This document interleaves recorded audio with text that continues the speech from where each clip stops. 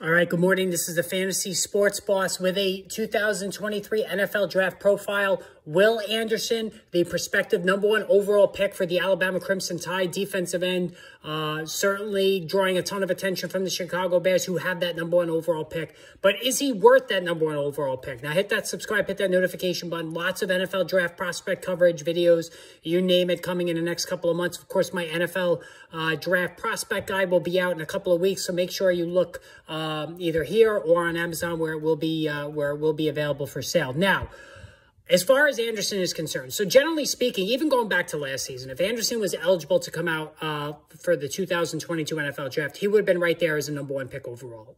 We're talking about a rare physical phenomenon, extreme athlete, dominant edge rusher, however you want to describe him. In glowing terms, that's what Anderson is. So, looking at his numbers, especially last season in 2021, 17.5 sacks, which is just absurd numbers. And it really, that kind of performance went down as one of the greatest defensive performances in college football history. Now, this past season, jogged back a little bit to 10 sacks, but that was because Anderson was double-teamed and even triple-teamed a lot. During the course of the season, now that the cat was out of the bag in terms of just how dominant a player he could be. Now, looking at the profile on Anderson, there's a lot of positives here. Obviously, he's a dominant edge rusher. He can get to the edge in a flash off the snap, instant acceleration, extreme explosion out of his stance, whether he's got his hand in the ground or standing up, defensive end or outside linebacker, either one. And the instincts are really good too. So Anderson locates the ball very well. He reads plays very well. He doesn't get fooled a lot. So these are all high quality stats that really, really make a team more comfortable in terms of drafting a player. So, for a player who has all the ability in the world but no instincts, that's a big negative. Anderson has the natural ability and he also has the instincts, and not only diagnosing plays where it's coming from, but he's also adept at setting up blockers with stutter steps, twist moves, counters, all of that stuff. That is in his vast pass rushing arsenal. So Anderson really has a lot of stuff. And as I said, as soon as the ball is snapped, he is already up and has got his first step. He's just tremendous. His get off is as good as anybody that I've seen in recent memory. And for slower offensive tackles, that's going to be a big problem in terms of dealing with him bending the edge. So as I said before, he could do he's got a lot of counter moves, spins, stunts, you name it. He can do that. And for, a defensive end or an edge rusher who has a vast arsenal of moves, that's another feather in his cap in terms of prospect. Great closing speed, too. So Anderson, even if he falls a step behind, he has recovery speed. He could track ball carriers with a sizable radius. He can get down the field. Very, very good speed, but well above average speed as well. So the tackle radius is very high as well.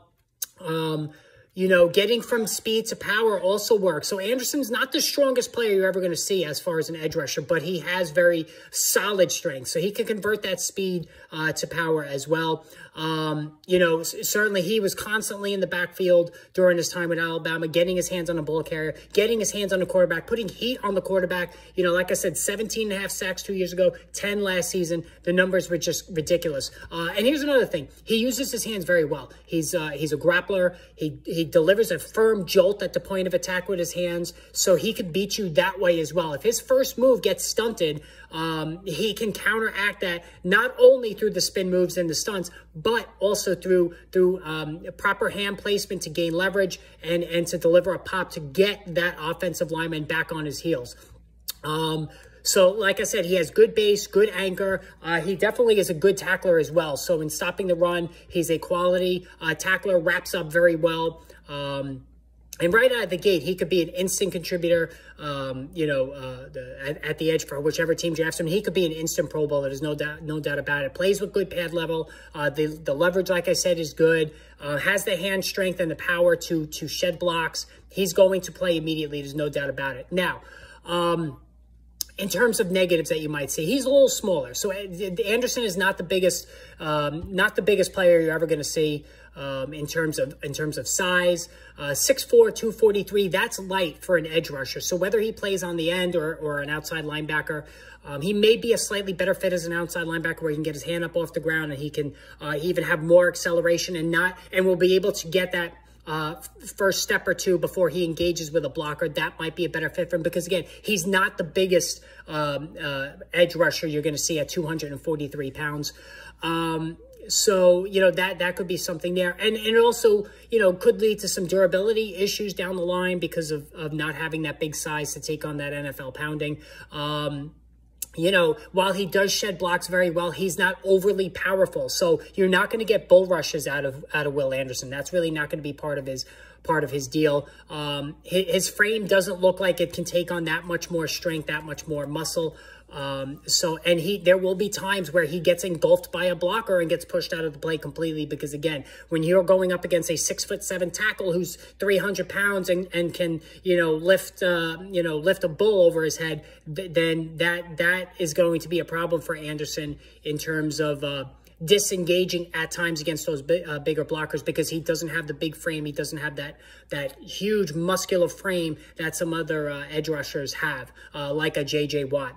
So, but again, that's just nitpicking. Everybody's got some aspect of the game they could improve on.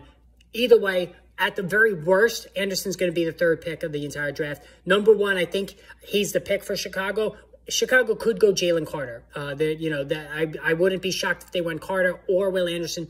Whoever they don't pick, then obviously the Texans are going to probably take a quarterback, are going to take a quarterback at number 2.